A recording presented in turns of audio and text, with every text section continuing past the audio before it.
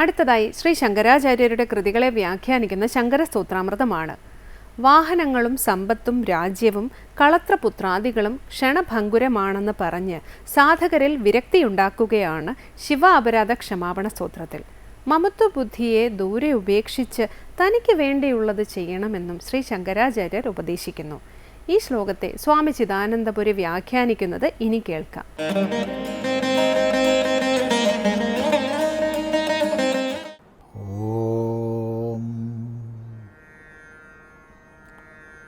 ഗുരുർബ്രഹ്മാ ഗുരുർവിഷ്ണു ഗുരുർദേവോ മഹേശ്വരഃ ഗുരു സാക്ഷാത് പരം ബ്രഹ്മ തസ്മൈ ശ്രീ ഗുരവേ നമഃ.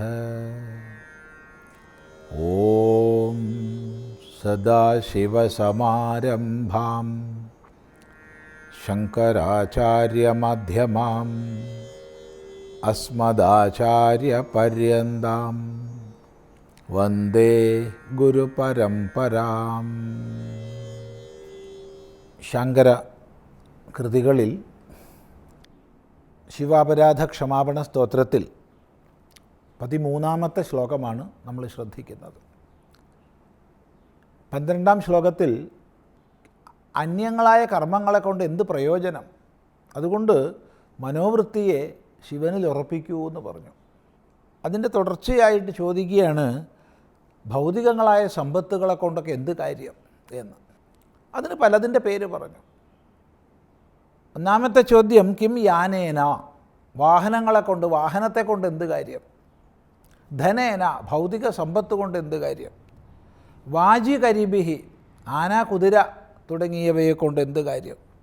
പ്രാപ്തേന രാജ്യേന, പ്രാപ്തമായ രാജ്യാധികാരം കൊണ്ട് എന്ത് കാര്യം. പുത്ര കളത്ര മിത്ര പശുഭിഹി കിം, മക്കൾ, പത്നി, മിത്രങ്ങൾ തുടങ്ങിയവയെ കൊണ്ട്, പശുക്കൾ തുടങ്ങിയവയെ കൊണ്ട് എന്ത് കാര്യം. അഥവാ ദേഹേന ഗേഹേന പിക്കും, ഈ ഗേഹത്തെ കൊണ്ടോ ദേഹത്തെ കൊണ്ടോ തന്നെ എന്ത് കാര്യം.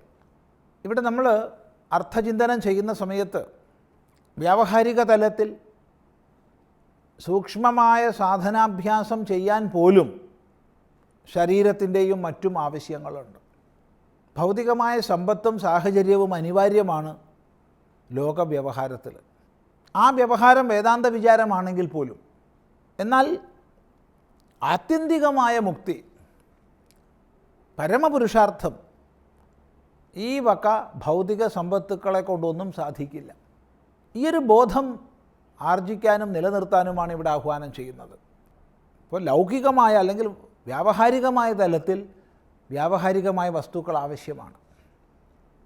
അതിൽ കവിഞ്ഞ് അവയെ കൊണ്ട് പ്രയോജനമില്ല. ഇപ്പോൾ ധനം, ഏത് തരത്തിൽപ്പെട്ട ധനമായാലും അത് വ്യവഹാരസിദ്ധിക്ക് മാത്രമേ പ്രയോജനം ചെയ്യൂ. വ്യവഹാരസിദ്ധിക്ക് അപ്പുറത്ത് അതിന് പ്രയോജനമില്ല. ഇതുപോലെ ഓരോന്നിനെയും മനസ്സിലാക്കേണ്ടതാണ്. യാത്ര ചെയ്യുക എന്നുള്ളതിൽ മാത്രമേ യാനത്തിൻ്റെ പ്രയോജനമുള്ളൂ, അല്ലാതെ യാനം കൊണ്ട് പ്രയോജനമില്ല. അങ്ങനെ യാത്ര ചെയ്ത് എത്തേണ്ടടുത്ത് എത്തണം വ്യാവഹാരിക തലത്തിൽ. പക്ഷേ അതേ സമയത്ത് അതൊരിക്കലും പാരമാർത്ഥികമായി മനുഷ്യന് മുക്തിയെ നൽകുന്നതല്ല. ഇങ്ങനെ വേർതിരിച്ച് നമുക്ക് കാണാൻ സാധിക്കണം. ഈ ചോദ്യങ്ങളൊക്കെ തന്നെ വ്യക്തമായി വൈരാഗ്യത്തെ ജനിപ്പിക്കാൻ വേണ്ടി കൂടിയാണ്. സാധകനുള്ളിൽ വിരക്തിയെ ജനിപ്പിക്കാൻ വേണ്ടിയാണ്, അഥവാ വിരക്തിയെ വളർത്താൻ വേണ്ടിയാണ് ഈ ചോദ്യങ്ങളൊക്കെ. അപ്പോൾ എന്തിനാണിതൊക്കെ ചോദിച്ചത്? പറയുകയാണ്, ജ്ഞാത്വൈതത് ക്ഷണഭംഗുരം. ഏതത് ക്ഷണഭംഗുരം ജ്ഞാത്വ, ഈ പറയപ്പെട്ട ഭൗതിക സമ്പദ് വിഭവങ്ങളെല്ലാം ക്ഷണഭംഗുരമാണ്. ഭംഗുരം, ഭഞ്ജിക്കപ്പെടുന്നത്, ഉടയപ്പെടുന്നത്. ക്ഷണനേരം കൊണ്ട് അത്രയും പെട്ടെന്ന് ഉടഞ്ഞു പോകുന്നതാണിതെല്ലാം. എത്ര വലിയ യാനമായാലും ഒരു നിമിഷം മതി അതൊരപകടത്തിൽപ്പെട്ട് ഇല്ലാതാവാൻ. ധനമെന്ന് ഇന്ന് നമ്മൾ പറയുന്നൊരു വസ്തു ഒരു നിമിഷം കൊണ്ട് ധനമല്ലാതാകാം. ഉദാഹരണത്തിന് നമ്മൾ 1 കോടി രൂപയും കൊണ്ട് സഞ്ചരിക്കുന്ന സമയത്താണ് വെള്ളത്തിൽ വീണത്. വെള്ളത്തിൽ വീണ് ശ്വാസത്തിന് വേണ്ടി ക്ലേശിക്കുന്ന സമയത്ത് ആദ്യമൊക്കെ നമ്മൾ ആ രൂപ രക്ഷിക്കാൻ ശ്രമിക്കും, അതുകൂടി പിടിക്കാൻ ശ്രമിക്കും. പക്ഷേ ഒരല്പം ശ്വാസം ലഭിക്കാൻ വേണ്ടി ഒരു തരത്തിലും പാടുപെട്ടിട്ട് സാധിക്കാതെ വന്നാൽ നമ്മളത് കൈവിടുക ചെയ്യുക. അവിടെ ഭൗതികമായ ധനത്തിന് വിലയില്ല. കാരണം വ്യവഹാരസിദ്ധിക്ക് അത് ഉപകരിക്കില്ല. ഇങ്ങനെ ഓരോന്നും മനസ്സിലാക്കേണ്ടതാണ്. അതുകൊണ്ട് ആത്യന്തികമായ നിൻ്റെ പുരുഷാർത്ഥ പ്രാപ്തിക്ക്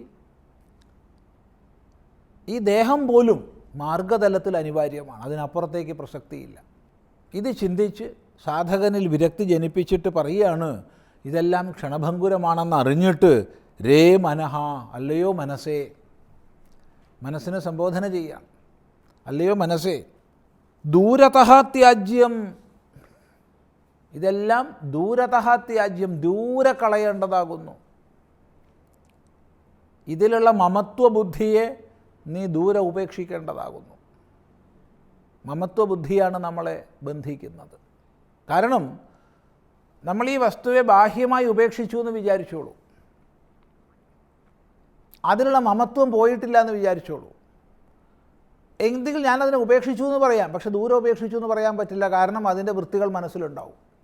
ഏതൊരു ഭൗതിക സമ്പത്തോ ആവട്ടെ, അത് യാനമോ ധനമോ വാജിയോ കരിയോ രാജ്യമോ പുത്ര കളത്ര മിത്ര പശുക്കളോ ദേഹമോ ഗേഹമോ എന്തോ ആവട്ടെ, ഇനി ഇവിടെ പറയപ്പെടാത്ത മറ്റ് വിഭവങ്ങളാവട്ടെ, അത് ഉപേക്ഷിക്കണം.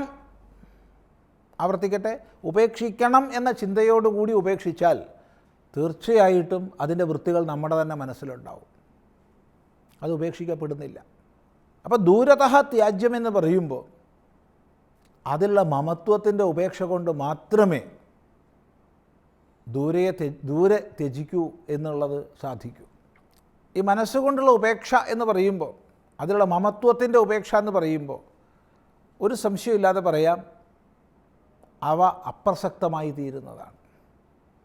അങ്ങനെ വിഷയങ്ങൾ അപ്രസക്തമായി തീരുമ്പോൾ അവ ദൂരെ ത്യജിക്കപ്പെടുന്നു, മമത്വബുദ്ധി ത്യജിക്കപ്പെടുന്നു.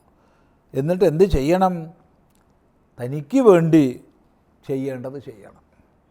ഇത്രയും കാലം നീ വസ്തുക്കൾക്ക് വേണ്ടി ചെയ്തു, ഇനി തനിക്ക് വേണ്ടി ചെയ്യണം. അതെന്താണ്? അതാണ് ഒടുവിൽ പറയുന്നത്. ആ ഭാഗം നമുക്ക് അടുത്ത പ്രാവശ്യം ഒന്നുകൂടി ശ്രദ്ധിക്കാം.